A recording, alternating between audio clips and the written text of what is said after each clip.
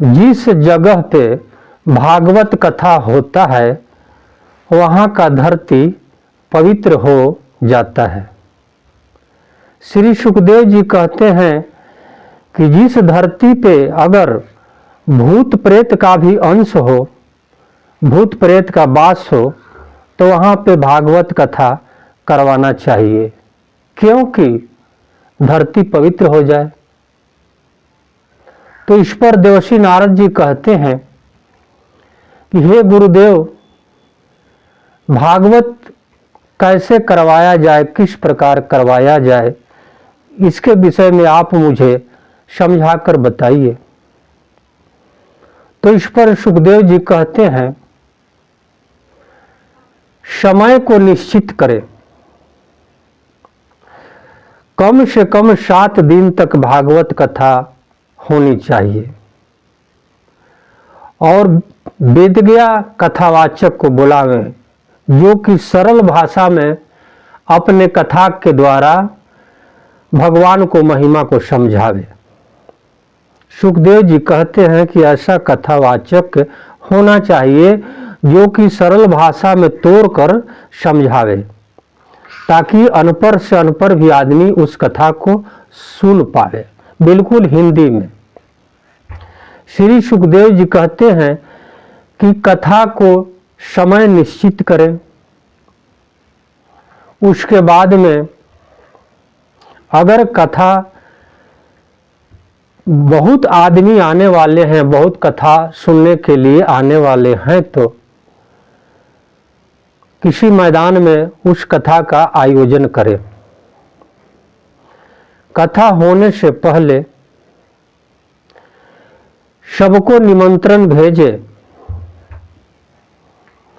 निमंत्रण पत्र में ये लिखें कि हमारे प्रेमी भाइयों, हमारे यहाँ भागवत कथा सप्ताह दिन के होने वाला है, इसका समय इतना से इतना दिन तक होगा।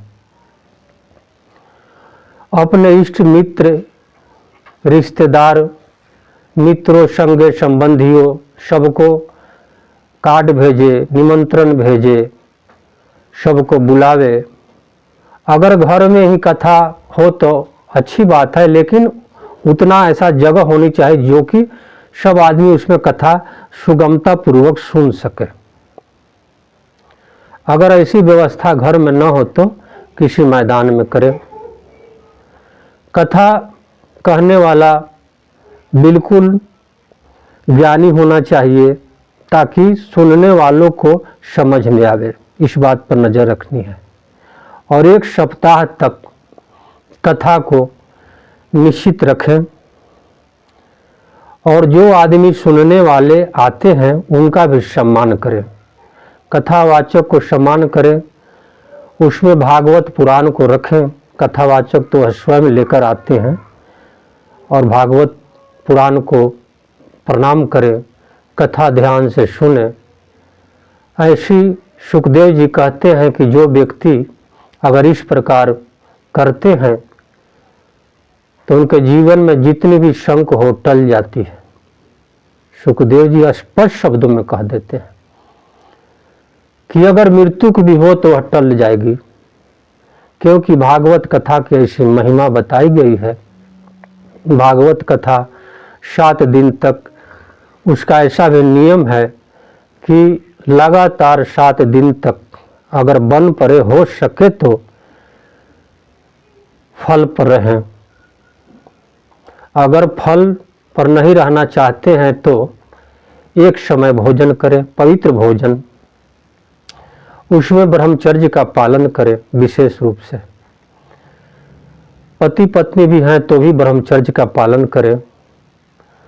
उस कथा में एक तरफ स्त्री और एक तरफ पुरुष का रहने का व्यवस्थाएं करें, सबको सम्मान करें और इस भाव से कथा को श्रवण करें कि स्वयं मुझे ज्ञान हो जाए। इस भाव से कथा को श्रवण करें कि मैं जीवन भर बहुत भटका, अब नहीं भटकूंगा और अपने मन में ऐसे विचार करके अच्छी तरह से ध्यान से कथा को सुने। कथावाचक को सम्मान करें, आदर सत्कार करें और उनको अंत समय में अपने धन के हिसाब से दक्षिणा दें। तपस्वी महेश कुमार को अगर यह कथा अच्छी लगती है तो आप हमें भागवत कथा, राम कथा, शिव पुराण के विषय में अगर कथा सुननी है तो आप मुझे एक निमंत्रण भेज सकते हैं। मैं आपके यहाँ आकर श्रद्धा के साथ से कथा आपको सुनाऊंगा।